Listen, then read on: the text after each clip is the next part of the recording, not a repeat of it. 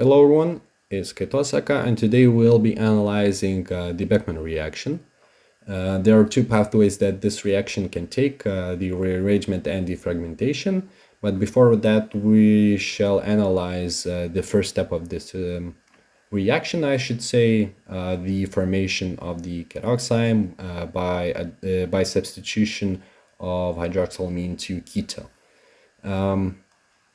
Ketones are one of the most important groups in organic chemistry because they possess a central carbon bound to oxygen, which is electrophilic. And in this case, we have nitrogen, which is a nucleophile. And an addition to the ketone occurs. This is just the first step of the whole reaction. And I just note the proton transfer.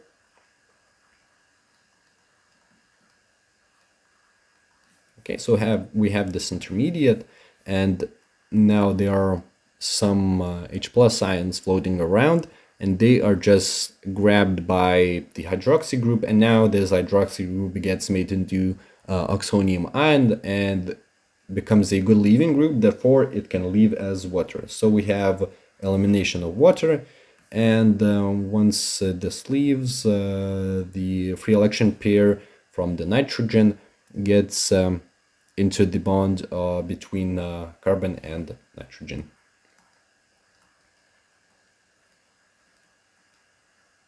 Okay, so we have formed our carboxyme, and now we can analyze the whole Beckmann reaction sequence. Okay, so we have our carboxyme,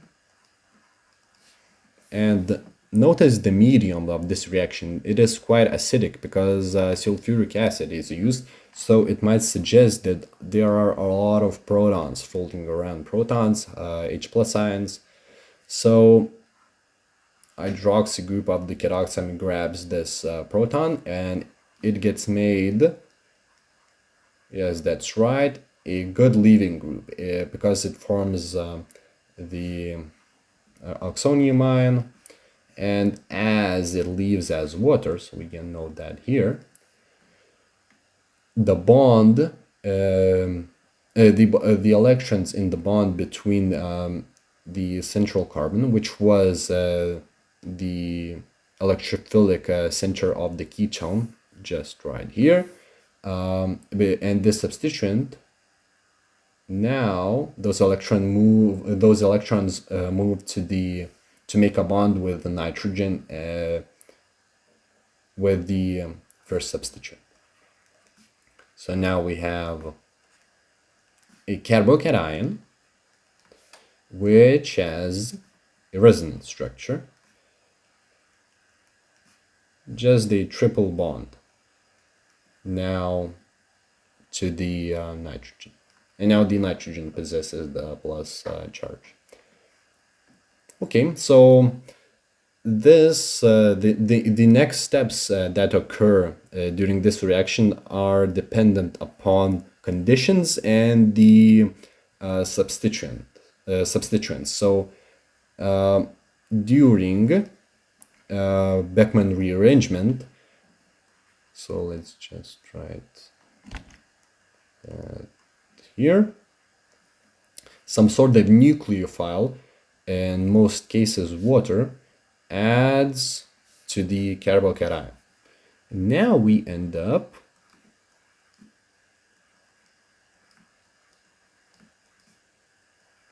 with amide. So this is just a tautomer of amide. Most people notice it in this form. Okay, I have left the proton. Okay, so we have an amide. So this is Beckmann rearrangement. On the other hand, Beckmann fragmentation can occur. This occurs during those instances where the first substituent can form a stable carbocation. Stable carbocations are those that have a tertiary structure of carbon. So this might be a good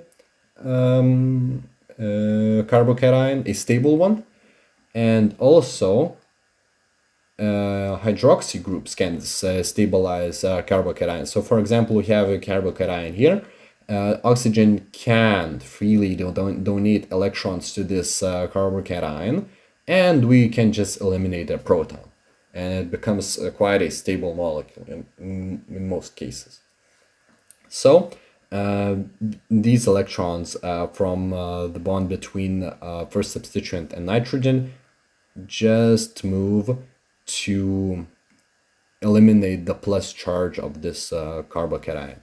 And we end up with the carbocation now on the first substituent and the nitrile. Okay, various things can happen to this carbocation: elimination, addition reactions.